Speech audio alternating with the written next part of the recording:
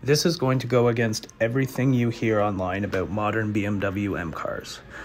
This is a modern M car winning the 2020 Nürburgring 24-hour race. Yes, a modern M car. Who would have thought that modern M cars are still winning races? This is a 2020 M8 GTE winning the Daytona 24-hour race.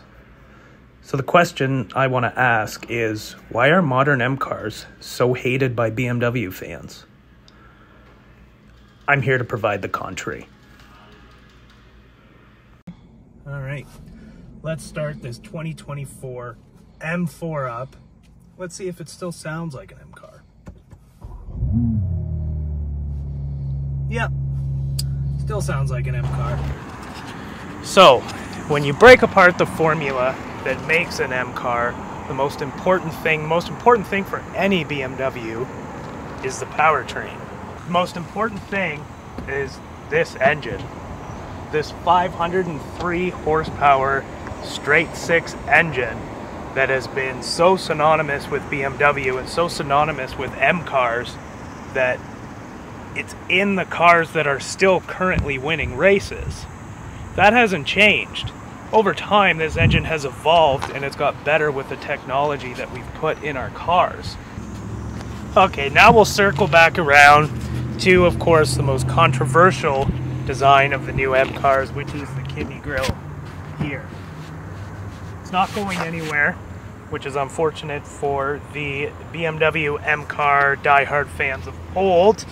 But again, much like the engine, the design language has just changed with time. An M car is supposed to be a little bit subtle, but you're supposed to know that it is in fact the M variant. So in my opinion, the kidney grille, I'm glad it's not going anywhere. Of course, it's the same grille that's on the 430s and M440s, but with the M exterior carbon package on this vehicle, you can tell it's an M car. Now on the side of the car, now of course I'm using the M4 competition. It is a coupe, but the design languages amongst the new M cars, the M2 being excluded from that, has really all been tied together.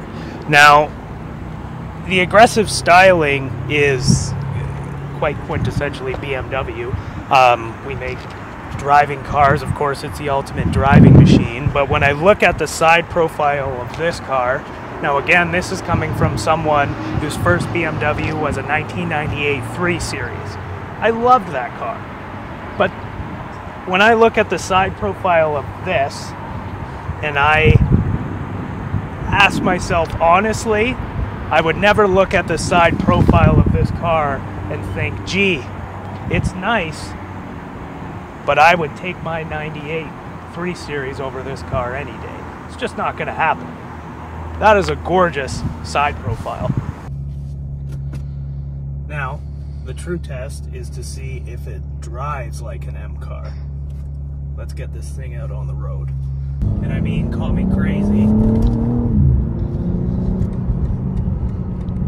but that certainly feels like an M performance vehicle that's really unmatched by anything else out there. Now, of course it's not an analog 6-speed manual, chip your teeth on every single little bump on the road. We probably wouldn't sell too many cars if we still made cars that were like that. Okay, let's break it down piece by piece. So these are 3 M cars, and if we take the M4 into consideration, the span of these cars is 11 years. That's 11 years of M cars. Now, obviously, we don't have very many classic M cars available to kind of have a look at, but the point will still be the same. Across these 3 M cars, if we compare this one, 2013 BMW M6, it's a dream to drive. It drives fantastic. On the highways, it feels amazing. It is absolutely everything you'd want out of a large luxury cruiser. Then we look at the engine. The V8s of this year, and a little older, were not quite known for their reliability. So you have some pros and cons of this 2013 BMW M6 here. Now, the next car we're going to look at is a 2015 BMW M3. Much more reliable, almost tenfold in reliability. Again, drives like a dream, handles exactly what you think an M car should, and of course you can tell the distinction between that M6, this M3, and their regular series counterparts. This car is very choppy in its ride. It does not feel like a luxury car. It feels very much like a high-performance sports car. So why wouldn't we want the best of both worlds? Why wouldn't we want to combine everything that has made these M cars great over the last couple of years and put them into one car? That just makes sense.